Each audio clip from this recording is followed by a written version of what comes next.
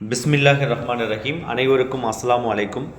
AJS code forms YouTube சேனலுக்கு உங்கள் அனைவரையும் அன்போடு வரவேற்கிறேன். இன்றைக்கி நம்ம இந்த வீடியோவில் ஒரு ஆடு எப்படி உங்களுக்கு பாரம்பரிய முறையில் ஹலால் பண்ணுறாங்க, ட்ரெடிஷ்னலாக எப்படி நம்ம பண்ணுறது, அப்புறம் பார்த்திங்கன்னா எப்படி நவீன தொழில்நுட்பங்களை வச்சு, அதாவது மாடர்ன் டெக்னாலஜியை வச்சு எப்படி அறுக்கிறதுல ஃபஸ்ட்டு கட் பண்ணுறதுலேருந்து லாஸ்ட்டு பேக்கிங் வரைக்கும் இந்த வீடியோஸில் நம்ம டீட்டெயில்ஸை பார்க்கலாம்.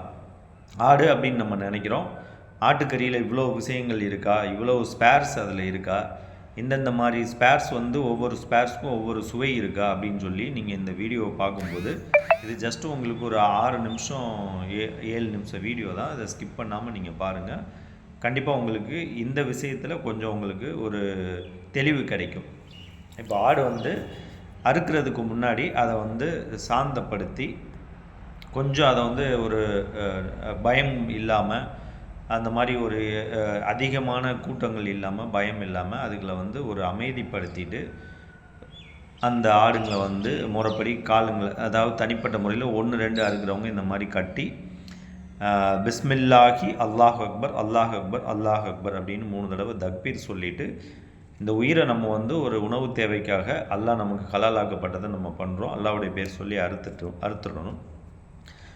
அதுக்கப்புறம் பார்த்திங்கன்னா ஆடுங்களை என்னென்ன ஸ்பேர்ஸ் இருக்குது இதெல்லாம் உங்களுக்கு பாருங்கள், பிக்சர் போட்டு இது கழுத்து பகுதி, தொடைப்பகுதி, முன்தொடை, இடுப்பு அப்படின்னு சொல்லி உங்களுக்கு தனித்தனியாக போட்டு ஒவ்வொரு ஸ்பேர்ஸும் உங்களுக்கு வடநாடு, நம்ம தமிழ்நாடை விட்டுட்டு நீங்கள் வடநாட்டுக்கு போனீங்கன்னு வச்சிங்களா, தனித்தனியாக வச்சுருப்பாங்க. நீங்கள் எதை காமிக்கிறீங்களோ அதில் உங்களுக்கு கறி வெட்டி கொடுப்பாங்க.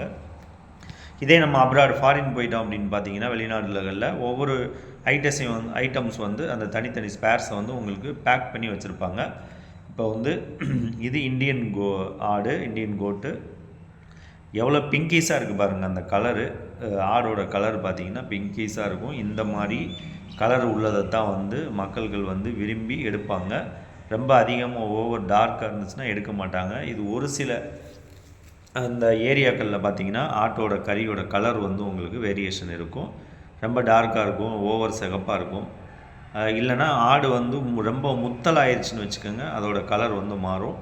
ஒரு எலசான ஆடு ஒரு 6 மாதம் 8 மாதம், ஒரு 10 மாதம் 12 மாதம், ஒரு பல்லுக்கு உள்ள வரைக்கும் ஆடோட கலர்ஸ் நல்ல பிங்கிஸாக தான் இருக்கும். இப்போ இவர் பார்த்திங்கன்னா ஒரு முழு ஆடை உரிச்சிட்டு எடுத்து அதை ப்ராப்பராக க்ளீன் பண்ணி, இதை ட்ரெடிஷ்னல் மெத்தட், இது ப்ராப்பராக க்ளீன் பண்ணி உங்களுக்கு ஒவ்வொரு ஸ்பேர்ஸையும் தனித்தனியாக, அதாவது கழுத்துக்கு பகுதி, அதுக்கப்புறம் முன்தொடை பகுதி, அப்புறம் பின்தொடை பகுதி, அப்புறம் இடுப்பு, அப்புறம் முதுகு பகுதி, அந்த நல்லி இருக்கும் பார்த்திங்களா அந்த ஏரியா இப்படின்னு சொல்லி உங்களுக்கு எல்லாத்தையும் ப்ராப்பராக ரொம்ப சுத்தமாகி பாருங்கள். அவங்க பண்ணும்போது அந்த கறியை பார்க்கும்போது உங்களுக்கு எவ்வளோ பியூட்டியாக இருக்குது. கறியோட அந்த ஒரிஜினல் கலர் உங்களுக்கு தெரியுது பாருங்கள். இதுதான், இந்த மாதிரி கறி தான் அதிகமாக விரும்புவாங்க. கிட்டத்தட்ட உங்களுக்கு இந்த மாதிரி நம்ம கறிக்கடைகளில் பார்த்திங்கன்னா சுத்தமாக இங்கே பொறுத்தளவில் இவ்வளவு தெளிவாக க்ளீன் பண்ணுறவங்க ஒரு சிலர் தான். மற்றவங்க அவசரத்தில் வெட்டி கொடுப்பாங்க. நம்ம வீட்டில் நம்மளுடைய வீட்டில் இருக்கிற அம்மா இல்லை நம்மளுடைய மனைவி இந்த மாதிரி இருக்கிறவங்க அதை ப்ராப்பராக க்ளீன் பண்ணி அப்புறம் பண்ணுவாங்க. பட் நீங்கள் நார்த் சைடில் இந்தியாவிலே வடநாட்டு பக்கம் போயிட்டிங்கன்னா உங்களுக்கு இந்த மாதிரி தான் உட்காந்து, நம்ம ஊர் மாதிரி நின்றுட்டுலாம் பண்ண மாட்டாங்க. இப்படி நல்லா உட்காந்துருப்பாங்க.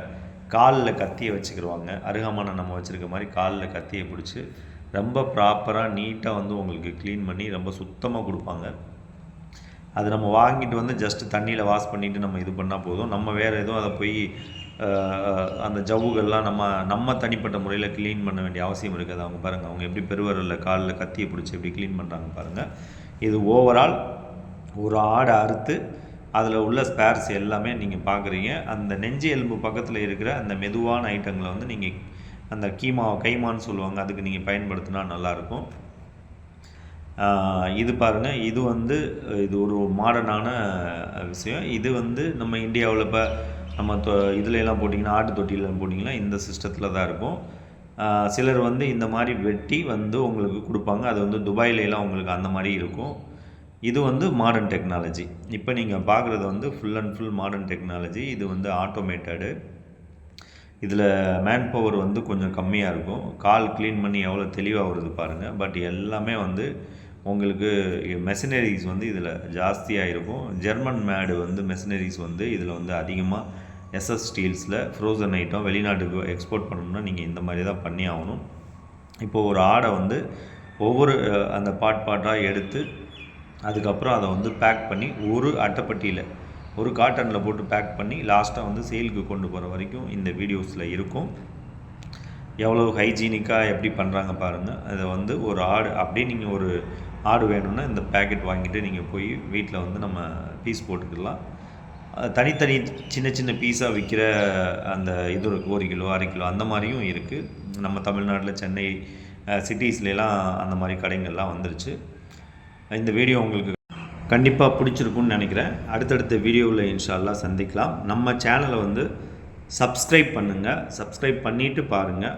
சேனல் வந்து ப்ரொமோட் ஆனால் இன்னும் கொஞ்சம் நிறையா வீடியோஸ் நல்லா போடுறதுக்கு ஒரு இன்ட்ரெஸ்ட் இருக்கும். அஸ்ஸலாமு அலைக்கும் வரஹ்மத்துல்லாஹி தஆலா வபரகாத்துஹு.